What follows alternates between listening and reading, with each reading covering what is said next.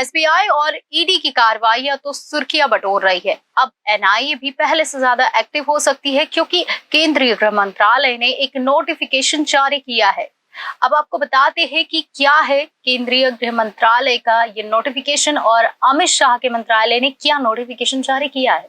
राष्ट्रीय जांच एजेंसी यानी एनआईए ने शनिवार को पश्चिम बंगाल में कार्रवाई की। केंद्रीय गृह मंत्रालय ने इस हंगामेदार एक्शन से पहले राज्य में 34 विशेष लोक अभियोजकों यानी एसपीपी की नियुक्ति को मंजूरी दी थी।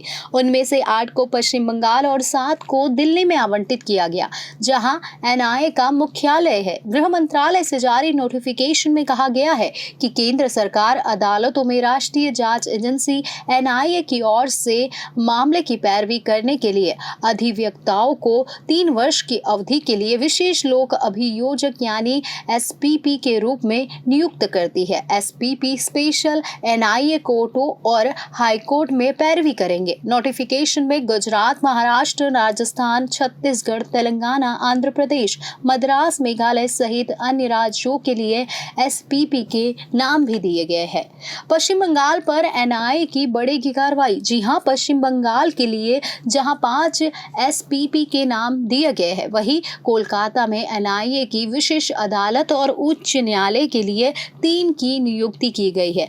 एजेंसी पश्चिम बंगाल में बम विस्फोटों, FICN जफ्ती, इस्लामिक स्टेट और अलकायदा की गतिविधियों से संबंधित 18 मामलों की जांच कर रही है। शनिवार को पश्चिम बंगाल के पूर्वी मेदिनीपुर जिले में एनआईए की टीम पर हमला किया गया था, जब वह दिसंबर 2022 में हुए विस्फोट में कथित संलिप्तता के 2 प्रमुख आरोपी बलाई चरण मैती और मनोब्रत जाना को गिरफ्तार करने के लिए उनके ठिकानों की तलाशी ले रही थी। उस बम ब्लास्ट में 3 लोग मारे गए थे।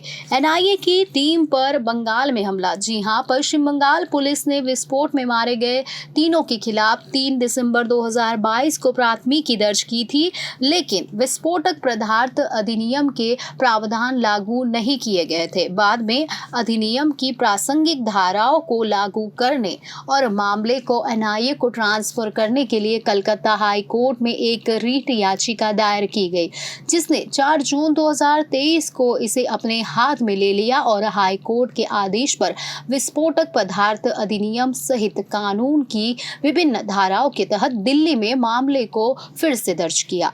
किस मामले में गिरफ्तारी के लिए गई थी एनआईए ने अपनी जांच के बाद मामले में कई लोगों की संलिप्तता का आरोप लगाया था।